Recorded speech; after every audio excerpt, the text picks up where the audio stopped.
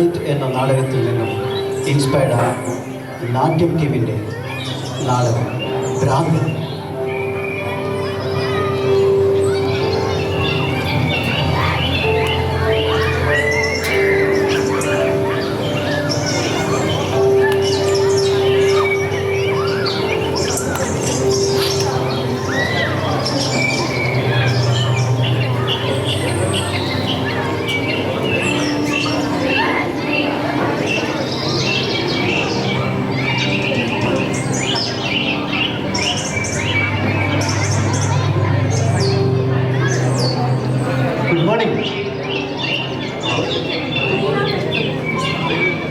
Good morning.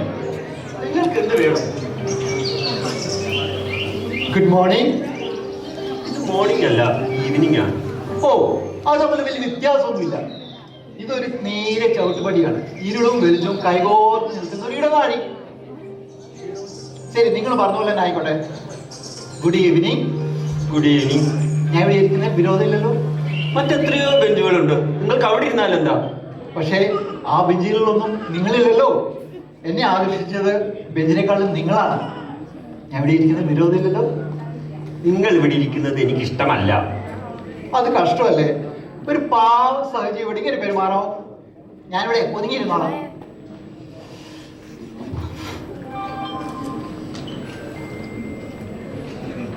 Please. എന്താണ് പ്രശ്നം? ഒതുങ്ങിയിരുന്നോട്ടെ. നിങ്ങൾ ഇവിടെ ഇരുന്നാൽ എനിക്ക് ശല്യമാണ്. എനിക്ക് വായിക്കാൻ പറ്റില്ല, എനിക്ക് ഫോക്കസ് ചെയ്യാൻ പറ്റില്ല.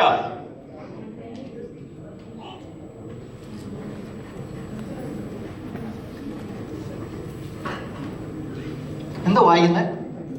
പറഞ്ഞോ, മനസ്സിലാവോ? പറഞ്ഞു നോക്ക്. Killers of the flower moon. David grand book. കൊള്ളാം, നല്ല നോവലാ. പിന്നെ ഇൻസ്പയർഡ് ഫ്രം എന്നോ ലൂസ്ലി ബേസ്ഡ് എന്നൊരു അടിക്കുറിപ്പും കൊടുത്തു കഴിഞ്ഞാൽ ഈസിയായി. What do you mean? അല്ല, ഈ വല്ലവരുടെ ആശയം കവർന്നെടുത്ത് സ്വന്തമാക്കി ബ്ലോക്ക് ബസ്റ്റർ ഉണ്ടാക്കുന്നതാണല്ലോ ഇപ്പോഴത്തെ രീതി. അതുകൊണ്ട് പറഞ്ഞു പോയതാ.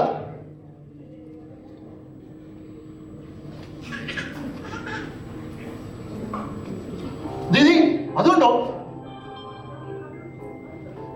അയ്യോ, ആ സ്ത്രീയെ കണ്ടോ? ആ നെഞ്ചിന്റെയും ചന്തിയുടെ ഒരു ഫോർമേഷൻ.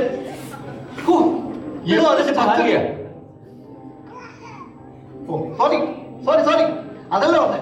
എന്റെ തൊട്ടപ്പുറത്ത് ഒരു സ്ത്രീ കണ്ടില്ലേ? ആ സ്ത്രീ ആയി പറഞ്ഞേ. എന്തൊരു സ്ട്രക്ചർ എന്റെ അമ്മച്ചി. അതെന്റെ സഹോദരി. സോറി ഞാൻ ഉദ്ദേശിച്ചത് വെറും അബ്സ്ട്രാക്ട് സൗന്ദര്യം, ആരുടെ വ്യക്തിപരമായ സൗന്ദര്യം അല്ല.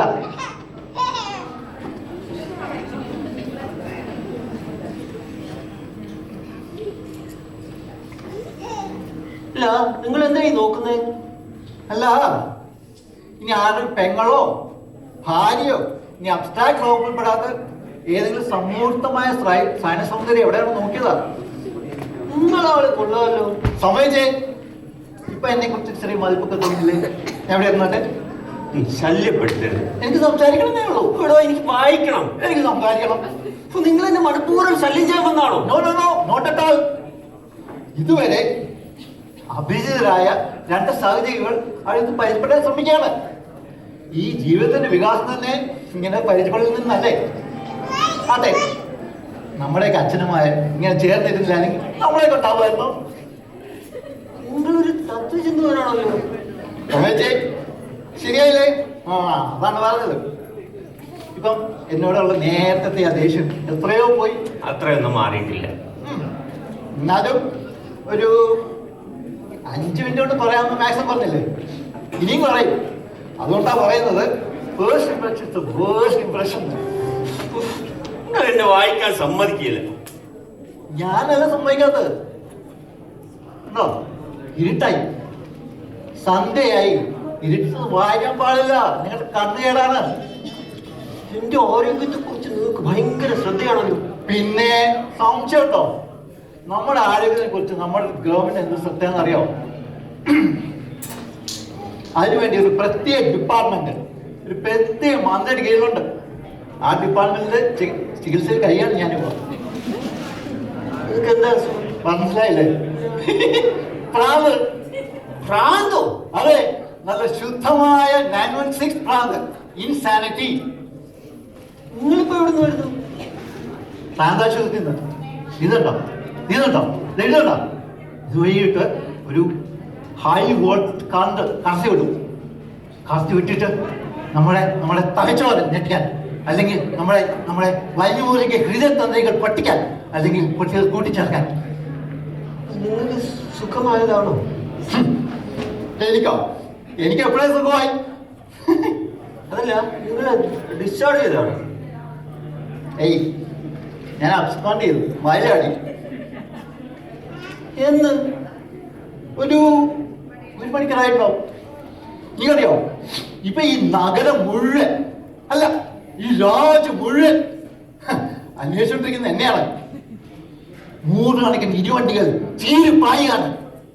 ടെലിഫോൺ മണികൾ ഇടറില്ലാതെ അയച്ചോണ്ടിരിക്കുകയാണ്. അന്തരീക്ഷത്തിൽ വൈറസിന്റെ മാറാലകൾ ഒരു നെറ്റ്വർക്ക് മുഴുവൻ കെട്ടിക്കൊണ്ടിരിക്കുകയാണ്. ഇപ്പം ഈ ലോകത്തിന് ശ്രദ്ധ മുഴുവൻ എന്തിനാണ്? എടോ, ഈ ലോകത്ത് ഒരു പ്രാന്തിന് വലിയൊന്നുമില്ല. അങ്ങനെ വെറും പ്രാന്തമല്ല.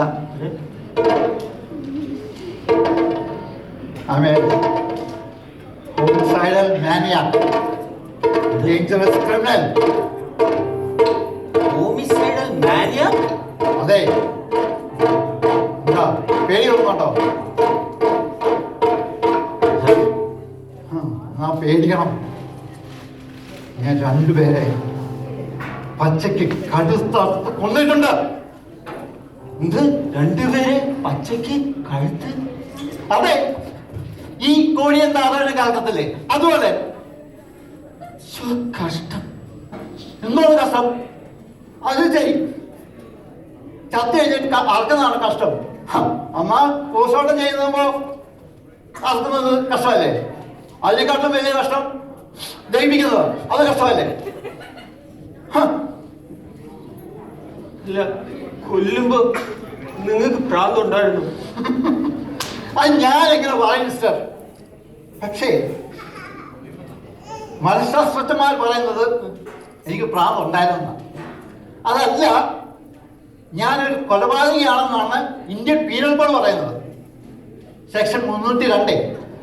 അങ്ങനെ 2 അഭിപ്രായമാണ്. എന്നിട്ട് എന്നെ കൊല്ലാൻ വിജയിച്ചു. ഇതുവരെ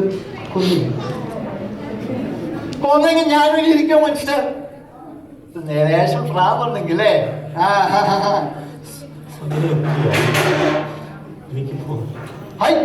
അതിന് ഞാനെന്റെ ഒരു 5 മിനിറ്റ് നമ്മൾ സംസാരിച്ചുള്ളൂ. അല്ല, എനിക്ക് പോയിട്ട് ഒരുപാട് കാര്യങ്ങളുണ്ട്. അതെങ്ങനെയാ ശരിയാണ്? എന്റെ കഥ ഞാൻ ആരെങ്കിലും പറയണ്ടേ? എനിക്ക് കേൾക്കണമെന്നില്ല. അയ്യോ, ആ കയറ് തൂങ്ങുന്നതിന് മുമ്പ് എനിക്ക് ആരോടെങ്കിലും പൂർണ്ണമായിരുന്നു പറയണം, പ്ലീസ്. ആ സ്ത്രീകളോട് എന്ന് വിഷമിക്കുന്നു. സ്ത്രീകളോ? അതിനവ ഇരിക്കല്ലോ, കേൾക്കലല്ലേ? അല്ലേലും എനിക്ക് സ്ത്രീകളോട് വലിയ പരിഗണനയൊന്നുമില്ല. എന്നെ ഗതിയിലാക്കിയത് ഒരു സ്ത്രീയാ, അറിയാം? സ്ത്രീയോ? അതെ, വെരി ഇൻട്രസ്റ്റിംഗ്. വരൂ, ഇരുന്ന് സംസാരിക്കണ്ട. ഞാനിവിടെ നിന്നോളാം. അല്ല, ഇരുന്ന് സംസാരിക്കാം. ഇരിക്കുന്നേ പെട്ടെന്ന് തീർക്കണം. അന്റെ ചന്തി അപ്പുറത്തേക്ക് കുറച്ച് ഇങ്ങോട്ട് ഇങ്ങട്ടെ, ഇങ്ങോട്ട് വരട്ടെ. ഞാൻ ഇങ്ങനെ അഡ്ജസ്റ്റ് ചെയ്തിട്ട് ഭയമാണല്ലേ? എനിക്ക് ഭയമൊന്നുമില്ല. വളരെ ഭയമുണ്ട്, ഭയമുണ്ട്, വളരെ നല്ല ഭയമുണ്ട്. ഇല്ല, ഭയം ഒരു കുറവൊന്നുമില്ല. മനുഷ്യന്റെ പരിശുദ്ധവും പരിപൂർണമായ ഒരു വികാരമാണ് ഭയം.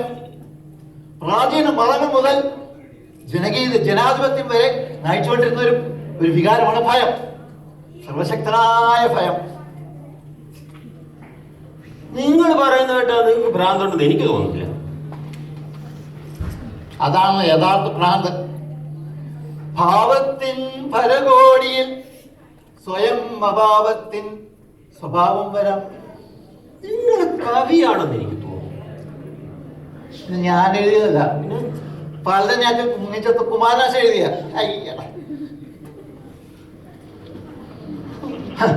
എന്നിട്ട് അത് ചൊല്ലുന്ന ഞാൻ തൂങ്ങിച്ചാവാൻ പോകുന്നു.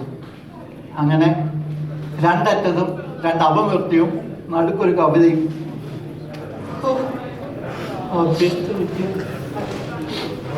ആ ഞാൻ പറയാൻ മറന്നുപോയി. അപ്പോ ഞാൻ എന്നെ 2 പേരെ കൊന്നതിന് എന്നെ തൂക്കി കൊല്ലം വിശു 1 കൊല്ലം മുമ്പ്. 1 കൊല്ലം മുമ്പോ? അതെ. എന്നിട്ട് ഇതുവരെ തൂക്കി? സമയമായില്ല. ഈ 1 കൊല്ലം കഴിഞ്ഞിട്ട് നിങ്ങളെ തൂക്കാൻ സമയമായില്ലെന്ന് പറഞ്ഞു? അതെ, എന്നെ 1 വർഷം തീറ്റി പോറ്റിയിട്ടാണ് തൂക്ക്. തീറ്റി പോറ്റിട്ടോ? അതെ, 1 തടവ്, അത് കഴിഞ്ഞാൽ തൂക്ക്. അപ്പൊ 2 ശിക്ഷയാണ്? അതെ. ഈ കൊല്ലണം എന്ന മോശം ചിന്തയോടുകൂടി, മോശം ചിന്തയോടൊന്നും അല്ല കേട്ടോ, നല്ല ചിന്തയോട് തന്നെയാണ്, അത് വേറെ കാര്യം. മാരകായുധം കൊണ്ട് നടന്നതിന് 1-ാമത്തെ വകുപ്പ്. 2 പേരെ മനഃപൂർവ്വം കുത്തിക്കൊന്നത് 2-ാമത്തെ വകുപ്പ്. അങ്ങനെ ആദ്യത്തെ വകുപ്പിൽ 1.5 കൊല്ലത്തെ കഠിന തടവും, 2-ാമത്തേതിന് മരണം വരെ തൂക്കും. അപ്പോ 2 ശിക്ഷയാണ്? 2 ഒരുമിച്ചാണോ? 2 ഒരുമിച്ചൊന്നുമല്ല, അത് എത്ര എളുപ്പമൊന്നുമല്ല. 1.5 കൊല്ലത്തെ കഠിന തടവിന് ശേഷമാണ് തൂക്ക്. നേരെ തിരിച്ചായിരുന്നു നല്ലത്, പക്ഷെ അവർക്ക് ബുദ്ധിയുണ്ട്, അതില്ല അവർക്ക്. എന്നിട്ടുണ്ടോ അവർ തൂക്കി. പക്ഷേ നമ്മുടെ ഈ പ്രാന്താശുപത്രി ഇതൊക്കെ കാര്യങ്ങളാകുമ്പോഴേ നമുക്കൊരു പ്രശ്നമില്ലല്ലോ. അപ്പൊ നിങ്ങളെങ്ങനെ പ്രാന്താശുപത്രിയിലാണ്? സെൻട്രൽ ജയിലിലെ എന്റെ പെരുമാറ്റത്തില് അവർക്കങ്ങനെ തോന്നി. അവരെന്നെ കൊണ്ടുപോയി പ്രാന്താശുപത്രിയിലാക്കി. സ്വബുദ്ധിയോടുകൂടി മരണത്തിന്റെ എല്ലാ മാദക ഭാവങ്ങളും അനുഭവിച്ചുകൊണ്ട് വേണം മരിക്കാനെന്നാണ് നിയമം അനുശാസിക്കുന്നത്. അതുകൊണ്ട് നിങ്ങളൊരു അഭ്യസ്തവിദ്യനല്ലേ? വെറും വിദ്യനല്ല, പിന്നെ ലിറ്ററേച്ചർ. ലിറ്ററേച്ചർ? അതെ, അത് ഫസ്റ്റ് ക്ലാസ്.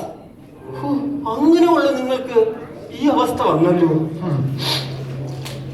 എന്റെ സ്ഥാനത്തും നിങ്ങളായിരുന്നെങ്കിൽ ഇങ്ങനെയൊക്കെ തന്നെ വരും. നിങ്ങളൊരാണാണെങ്കിൽ. പറയാൻ കേട്ടോളൂ.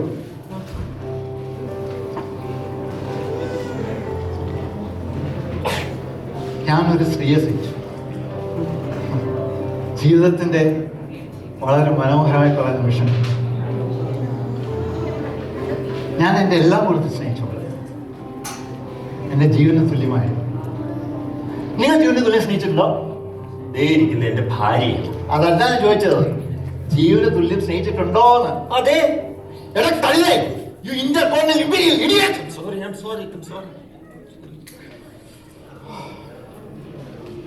സോറി, എനിക്ക് ഈ സ്നേഹത്തിനെ കുറിച്ച് പറയുമ്പോണ്ടല്ലോ എന്റെ അടിയിൽ ഇങ്ങനെ വിറച്ച് കയറി വരും. സോറി, അതൊക്കെ പോട്ടെ. അങ്ങനെ ഞാൻ അവളെ സ്നേഹിച്ചു. എൻ്റെ എല്ലാം എന്തെല്ലാം നോൺസെൻസ്. അങ്ങനെ പറയത്തക്കതൊന്നും ഇല്ലായിരുന്നു. പക്ഷേ ആ സമയത്ത് അങ്ങനെയല്ലേ തോന്നുള്ളൂ. എല്ലാം അങ്ങനെ ഞാൻ അവളുടേതായി, അവൾ എൻ്റേതായി.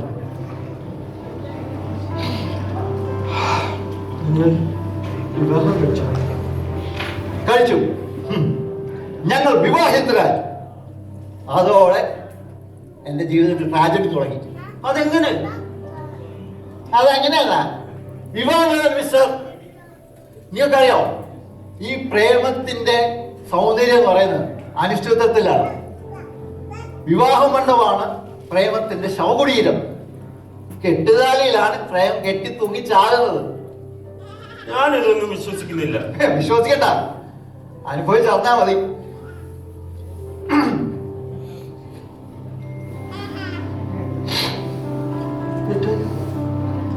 എന്നിട്ടോ വിവാഹത്തിന്റെ അടുത്ത ദിവസം മുതൽ അവൾ തനി സ്വരൂപം കാണിച്ചു. എന്നെ കൂടാതെ അവർക്ക് 2 പ്രേമഭാജങ്ങൾ വേറെ ഉണ്ടായിരുന്നു. നിങ്ങൾ ഭാര്യയ്ക്ക് ഒരു കവണ നിങ്ങൾ സഹിക്കുമോ? ഇല്ല. എന്റെ ഭാര്യയ്ക്ക് 2 പേരുണ്ടായിരുന്നു. എന്നിട്ട് സഹിച്ചു.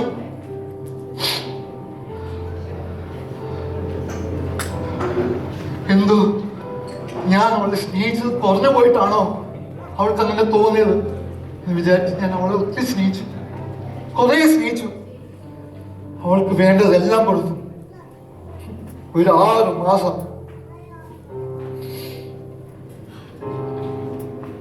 ഒരു രാത്രി ഞാൻ രാത്രി വീട്ടിൽ വരുന്നില്ല. അന്ന് ഞാൻ കണ്ടത് അവളുടെ കാവലനും അവളും ഒരു കട്ടിലിൽ, എന്റെ കട്ടിലിൽ, എന്റെ കണ്ണിലൊരു ഇഡ്ലി കറി ഒറ്റ വീട്ടിലിടയെ കൊന്നു.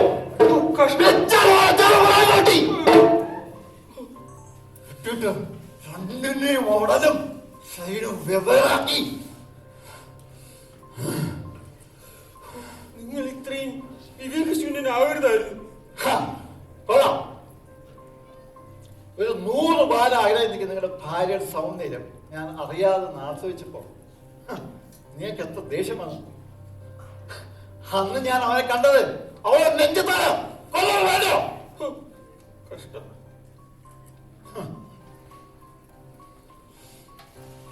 കഷ്ടം തോന്നുന്നല്ലേ? സഹതാവും നിസ്സഹായതയുടെ അവസ്ഥയാണ്. എന്നെ വിശ്വസിച്ച് കോടതിക്ക് എന്നോട് സഹതാപമായിരുന്നു. പക്ഷേ എൻ്റെ ഒരൊറ്റ ചോദ്യമാണ് ആ വിധി തിരുത്തിയത്. വിസ്താരം കഴിഞ്ഞിട്ട് സെഷൻ ജഡ്ജി എന്ന മനുഷ്യൻ സഹതാപപൂർവ്വം അനുഭാവപൂർവ്വം എന്നോട് ചോദിച്ചു, നിങ്ങൾക്ക് ഇനി എന്തെങ്കിലും പറയാനുണ്ടോ? ഞാൻ പറഞ്ഞു, യുവർ ഓണർ, ഒരു രാധ നിങ്ങൾ പായോട്ട് കിടന്നോട്ടെന്ന് യുവറുടെ അലറി. എന്നിട്ട് ആ വിധി എഴുതി. നിങ്ങൾ പറ, പ്രാന്ത് കോഴോ എനിക്കോ? നിങ്ങളുടെ കഥ തീർന്നല്ലോ. പ്രധാനമായി തീർന്നിട്ടില്ല. അങ്ങനെ 2 വകുപ്പില് കൊന്ന 2 വകുപ്പില് എന്നെ തൂക്കിക്കൊല്ലാൻ വെച്ചു. പക്ഷേ ഞാൻ അനുഭവ ജയിലായി.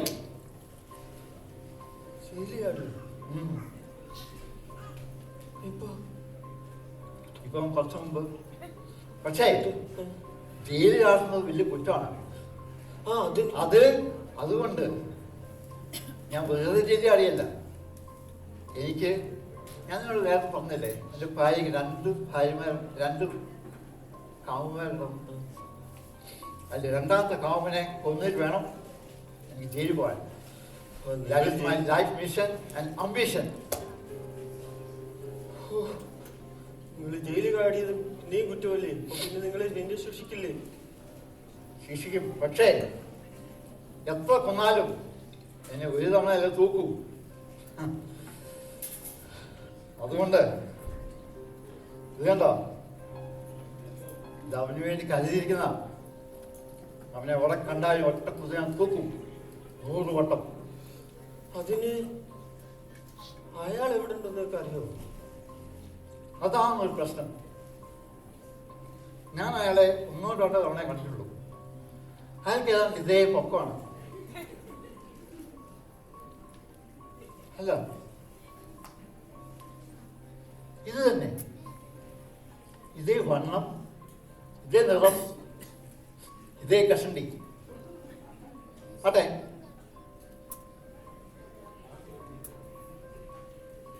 നിങ്ങൾക്ക് എത്ര വയസ്സായി? എനിക്ക് 38 വയസ്സായി. അയാൾക്കും ഏതാണ്ട് അതേ പ്രായമാണ്. അയാളൊരു സഹൃദയനാണ്. അയാൾക്കും ഈ ഇംഗ്ലീഷ് കൃതികളിലാണ് താല്പര്യം. അതിന് ഇംഗ്ലീഷ് അറിയുന്ന പലരും ഇംഗ്ലീഷ് കൃതികൾ വായിക്കില്ലേ? നിങ്ങൾ എന്താണ് ഈ ഉദ്ദേശിക്കുന്നത്? പക്ഷേ ഇംഗ്ലീഷ് കൃതികൾ വായിക്കുന്നവരെല്ലാവരും ഒരേ ആകൃതിയിലുള്ളവരായിരിക്കുമോ? അതിന് ഒരേ ആകൃതിയുള്ള എത്ര പേരുണ്ട് ഈ ലോകത്ത്? ഉണ്ടാവും. പക്ഷേ അവർക്കൊക്കെ മറുകുണ്ടാവുമോ? മറുകോ? അതെ, വട്ടത്തിൽ ഒരു മറുക് ഇവിടെ ആയിട്ട്. ഞാൻ നോക്കണേ? ഇങ്ങോട്ട് വാ. ഇങ്ങോട്ടായി പോകുന്നേ, ഇവിടെ വാ. അപ്പം മറുകൊണ്ടല്ലേ? ഞാൻ കണ്ടു. ഞാൻ നിങ്ങളുടെ പിന്നിലൂടെ വന്നപ്പോൾ ഞാൻ ശ്രദ്ധിച്ചതാണ്. ഓക്കെ, പോയിക്കോളൂ പോയിക്കോളൂ. നിൽക്കേ, അതിന് മുമ്പ് ഒരു കാര്യം ചോദിക്കട്ടെ. എന്ത്? നിങ്ങൾ എന്റെ ഭാര്യയോട് എത്ര സങ്കല്പമുണ്ട്? എനിക്ക് നിങ്ങളുടെ ഭാര്യ അറിയില്ല. തീർച്ച തീർച്ച ഞാൻ വിശ്വസിച്ചു. സ്വന്തം തലയിൽ മറുകു മറിക്കുന്നവൻ മനസ്സിലെ കുഴികൾ തെളിയിക്കുമോ? ഞാൻ പറഞ്ഞത് സത്യമാണ്. എനിക്ക് നിങ്ങളുടെ ഭാര്യ അറിയില്ല. സാരില്ല, ഞാൻ നിങ്ങളെ കൊല്ലാൻ പോവാണ്, സത്യമായിട്ട് തന്നെ. ഇനി നിങ്ങൾ ഒരു അക്ഷരം മിണ്ടിയാൽ നിങ്ങളെ ഞാൻ പോലീസിൽ ഏൽപ്പിക്കും. എങ്ങനെ? ഇത്രയും സമയം ഞാൻ ക്ഷമിച്ചു. ദോ നിൽക്കുന്ന കണ്ടോ, ആ രണ്ടുപേർ പോലീസ് ഉദ്യോഗസ്ഥരാ. ഞാൻ ഇവിടെ നിന്ന് ഉറക്ക വിളിച്ചാൽ അവർ വരും, നിങ്ങളെ അറസ്റ്റ് ചെയ്യും. നിങ്ങളുടെ നിലവിളി ഉയരുന്നതിന് മുമ്പ് ഞാൻ കൊന്നിരിക്കും എന്നിട്ട് ഞാൻ അവർക്ക് കീഴാണ്. അപ്പോഴോ? നിങ്ങൾക്ക് പ്രാന്താണ്.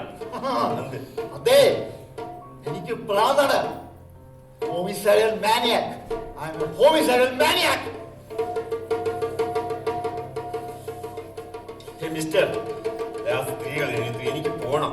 അത് കേൾക്കുന്ന നിങ്ങളുടെ നിലവിളിയായിരിക്കും, കാണുന്ന നിങ്ങളുടെ ശവവും.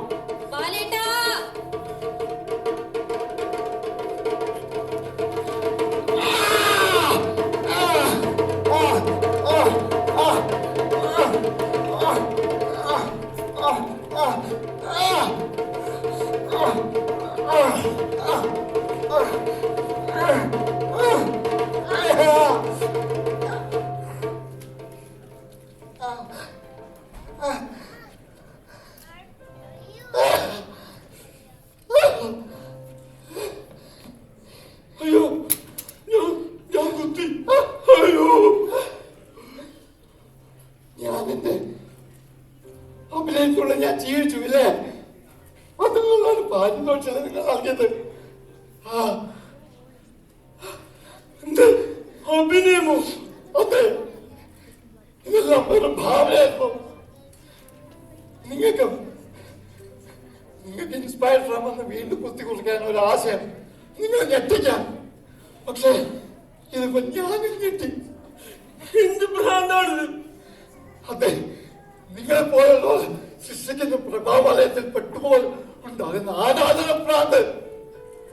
അപ്പൊ നിങ്ങൾ കൊലപാതകല്ലേ? അയ്യോ, ഞാനൊരു ഉറുമ്പിനെ പോലും കൊന്നിട്ടില്ല. നിങ്ങൾ വരൂ, ഞാൻ ആശുപത്രി കൊണ്ടുപോകാം. പ്ലീസ്. വേണ്ട, ഞാൻ രക്ഷപ്പെടില്ല. ഇനി അവളെങ്ങാനും എന്റെ മരണമൊഴി എടുത്താൽ ഞാൻ സത്യം പറഞ്ഞാലോ? വേണ്ട, നിങ്ങളെ ഈ നാടിന് വേണം, ഈ സിനിമയ്ക്ക് വേണം. നിങ്ങളൊരു വലിയ കലാകാരനാണെന്നാണ് ജനങ്ങളുടെ വിശ്വാസം. അതങ്ങനെ ഇരിക്കട്ടെ.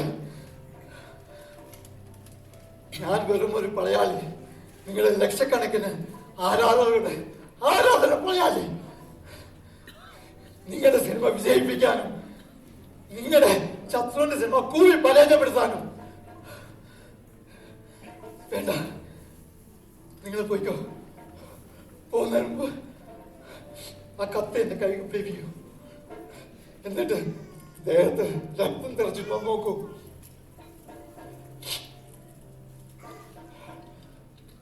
Thank you brother. Good night.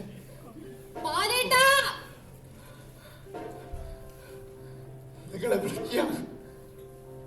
വിളിക്കുകയാണ് ജീവിതത്തിലേക്ക്, എന്നെ വിളിക്കണം മരണത്തിലേക്ക്. എന്റെ പേരും പാഴുന്ന. What a coincidence.